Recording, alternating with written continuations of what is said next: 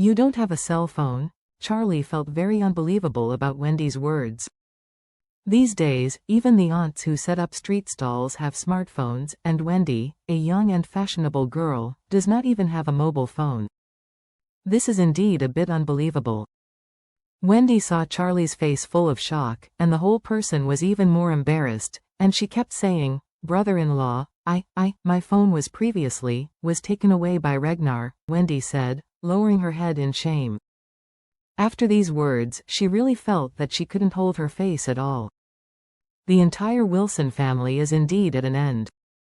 She can't even use a mobile phone. This is what it is like to be poor. When Charlie heard this, he suddenly understood.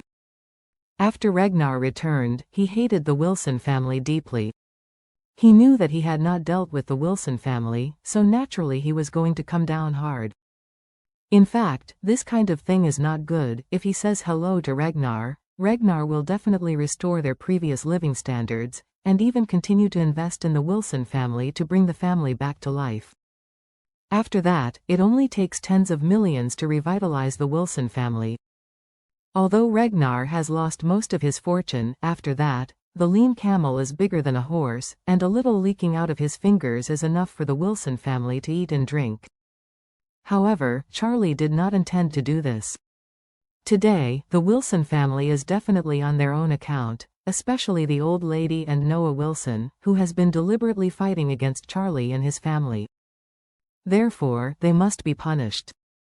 Thinking of this, Charlie made up his mind to give Wendy a little favor at most, which was a reward for her to know how to return, sincerely apologize to him, and call him brother-in-law. Charlie has always been a clear-cut person. As long as the crime was not a capital crime, a certain amount of forgiveness can be granted on the basis of serious repentance. For example, Ragnar's family, although Wu Qi is a scumbag, in the final analysis, the crime is not to die. Although Ragnar and his eldest son Roger are domineering, they also did not commit a capital crime. Therefore, the three of them, although there are many hardships, have survived to the present. However, Ragnar's brother-in-law Shui Nanshan has done all bad things and lost his conscience. This kind of person can say nothing to keep him. Even if he decides to do good for a lifetime, he cannot keep him, and is already unforgivable. At this time, Charlie flipped through his pockets, found a 50 banknote, handed it to Wendy, and said, "Well, take a taxi." Wendy hesitated a bit, wondering whether she should take the 50 yuan. Although it was only 50 yuan, for her, it was a lot of money and it could play a big role. Her current workday is only 200 yuan. In addition to food, she has to buy some basic medicine for Noah and Harold.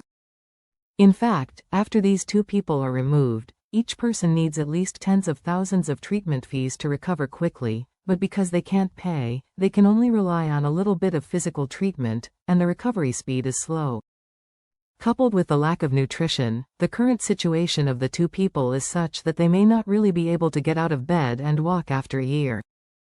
Therefore, Wendy also hopes to make as much money as possible, even if it is only a few dozen yuan more. At least she can buy 2 caddies of spare ribs for her father and brother, or buy 2 big bones to make soup and drink.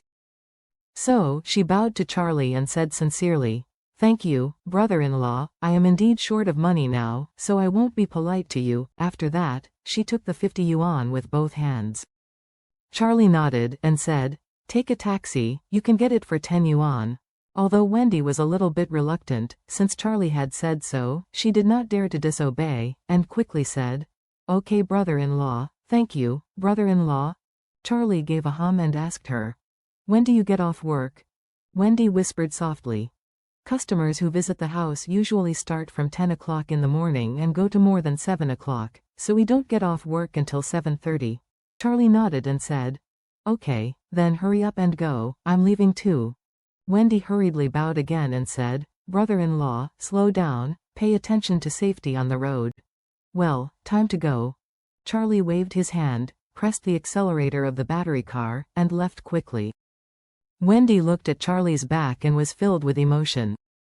At this moment, what she hopes most is not how much money she will make or the favor of the rich. What she hopes most is to be able to sit in the back seat of Charlie's battery car.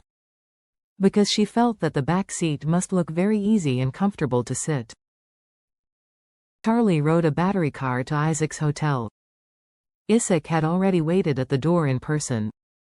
Seeing Charlie riding over, he hurriedly stepped forward and said, "Oh, master, your status is really not suitable for riding this kind of electric bike anymore.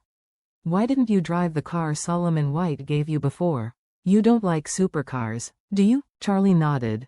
"That kind of car is not practical, and it is indeed too arrogant. As long as it is driven out, I will be chased by everyone, to watch and take pictures. I don't like such a high-profile feeling."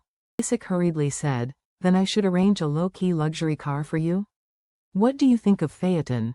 Charlie waved his hand. "No, I'm used to riding an electric bike. Orus Hill is not too big. In such a small area in the city, I can run with an electric bike. However, I haven't recharged these days." "Yes, you will arrange for someone to charge this for me later." With that, he parked the electric bike at the door and urged, "Come, take me to see Ruoli." Isaac hurriedly said to a valet parking boy next to him, "Quickly park Mr. Wade's electric bike, wipe the inside and out of the car, and then recharge it." "Okay, President Isaac." The little boy responded and hurried over to push the electric bike away. Charlie and Isaac stepped into the hotel, and Isaac took him directly to the top floor of the hotel. The top floor of the hotel is the administrative zone, which is specially prepared for big bosses and big people. The characteristic of the administrative zone is that the area is relatively independent, and when the hotel is designed, several administrative areas have been built on the administrative floor. Each administrative floor has only one entrance, one elevator room, and one stairwell, between other administrative floors. Thickened reinforced concrete walls are used as a partition. This is not only safer and more private but also more convenient for security personnel to carry out their work. Otherwise, if it is an ordinary floor, there are several elevators, several sets of stairs, and air corridors connected, the route all complicated, and it is not easy for the big people to live in for reasons of security. Ruoli and others were placed in one of the administrative areas, and Isaac also arranged a lot of confidants to guard here to ensure that nothing goes wrong. At this time, Ruoli was wearing a corset and sports underwear sent by the waitress. In the living area of the room, she was running and exercising for internal strength training. For martial arts masters like her, talent is far from enough, and daily practice is also essential. Only with 10 or 20 years of hard work without slack it can be possible to become a martial artist. However, Ruoli now feels that she has never been able to settle down and concentrate on training. Because, as long as she tried to sink her heart, she couldn't help but think of Charlie in her mind. Just when she couldn't find the feeling, the doorbell rang. At this moment, she intuitively felt that Charlie might be here, and she was suddenly happy. Afterward, she rushed to the door in 2 steps and opened it directly. When she saw Charlie standing outside the door, she couldn't help but smile and blurted out, "Mr. Wade, you are finally here." After speaking, she suddenly realized that she was wearing only sports underwear, and her entire neck and chest were covered with sweat. She screamed in fright and blurted out, "Oh, Mr. Wade, wait a moment." As soon as the voice fell, she quickly closed the door.